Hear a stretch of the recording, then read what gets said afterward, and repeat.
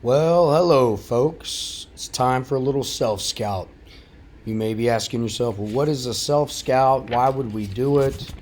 Um, so, I'm a former college basketball coach, and what you have to do there, obviously, not just after losses, but after wins, any practice, any games, especially, um, you want to figure out, you want to watch yourself in action, whether it's your coaching, if you're training people, you get the gist, right? So, how did I screw up my first video? Well, a number of different ways.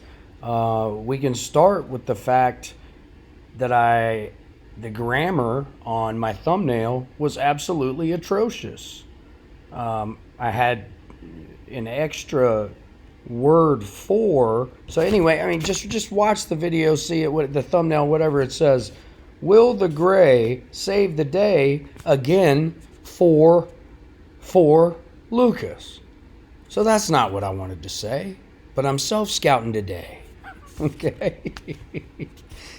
All right. So obviously I got to tighten up, watch my spelling, my grammar before I approve things. I'm going to leave that misspell, the bad grammar up there because it's just part of the learning process.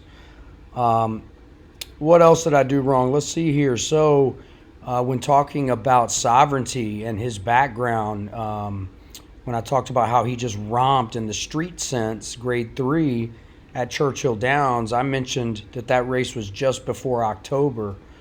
That race was just before Halloween. Okay, dates matter. I messed that one up.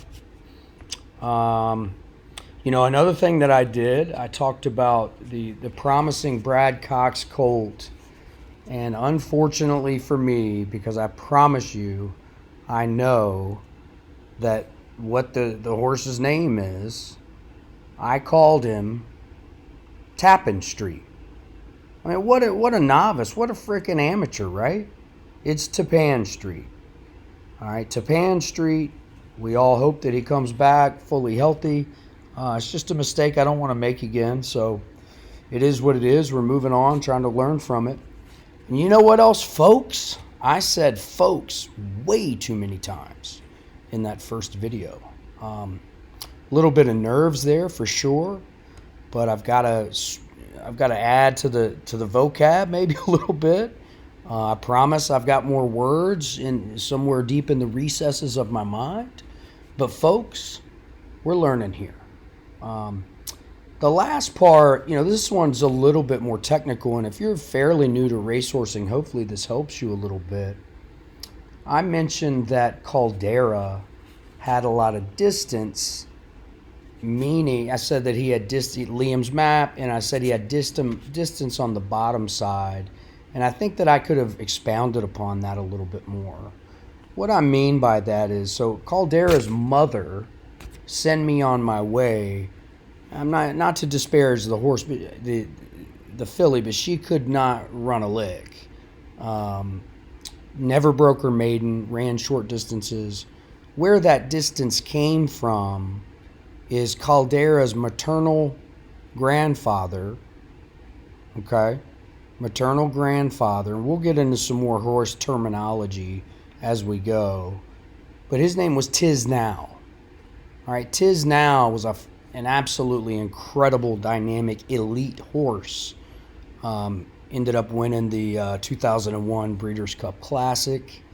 On the top side, Liam's map, you may look at that and looking at the pedigree, how far did he actually run? Didn't run the classic distance all that often. But, if you were to watch the 2015 Woodward, for example, he came home, and that's a mile and an eighth, okay? If you remember the 2022 Pacific Classic when Flightline ran not two turns, but the classic distance for the first time, Flightline could have run 2 miles that day. That's what Liam's map looked like in the 2015 Woodward. So there are no distance questions for Caldera on the top side, meaning his father, his sire, okay? And there's really, for me, there aren't too many deep questions about his distance concerns on the bottom side, which means his mother, his dam. because of his damn sire, who was named Tiznow. If you know about horse racing, you're probably watching this just, laughing hysterically, and I may laugh back at this one. I may have to do a self-scout on the self-scout, but that's okay too. All right, we got more coming. Appreciate you.